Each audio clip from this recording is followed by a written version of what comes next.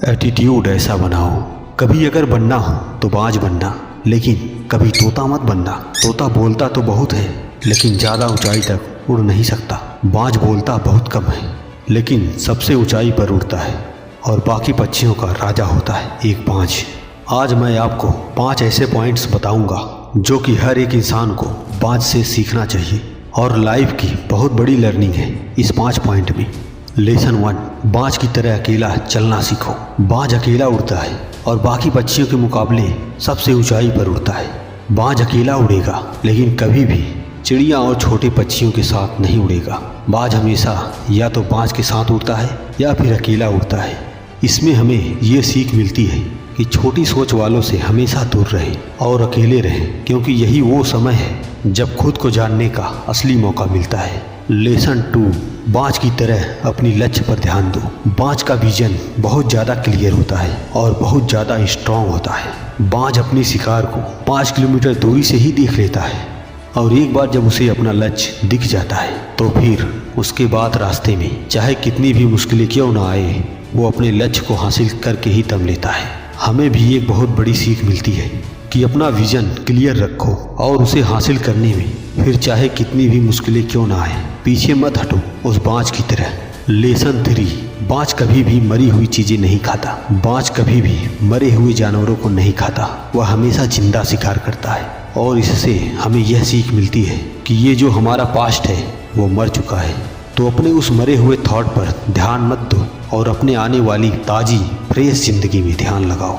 अपनी पास्ट की पुरानी यादें जो तुम्हें तंग करती हैं उन्हें वहीं रहने दो जहां उसकी जगह है, और तुम्हारे पास्ट की जगह है अपने में, वर्तमान में जगह मत दो।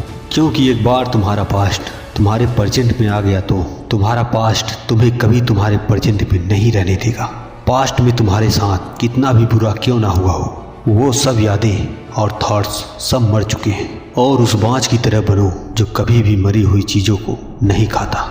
लेसन 4, मुश्किल समय में डरो नहीं।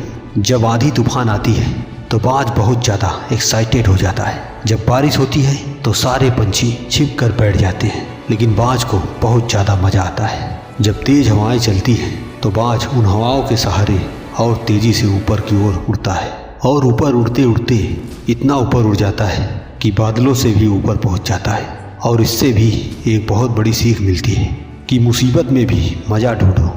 और नेपोलियन हिल ने एक बार कहा था कि हर बड़ी चुनौती अपने साथ में एक बहुत बड़ा अवसर लेकर आती है। तो उस बाज की तरह तुम भी अपनी अवसर को पहचानो, और जिस दिन उस अवसर को पहचान लिया तो सारी मुश्किलें तुम्हारे नीचे होंगी और तुम उन मुश्किलों के ऊपर होगे। लेसन 5, कंफर्ट जोन से बाहर निकले। बाज अपने घोंसले से सॉफ्ट घास को हमेशा निकाल देता है ताकि बाज का जो बच्चा होता है वो उसमें कंफर्टेबल ना हो, क्योंकि वह अगर घोंसले में कंफर्टेबल हो गया तो वह वहीं रहना पसंद करेगा।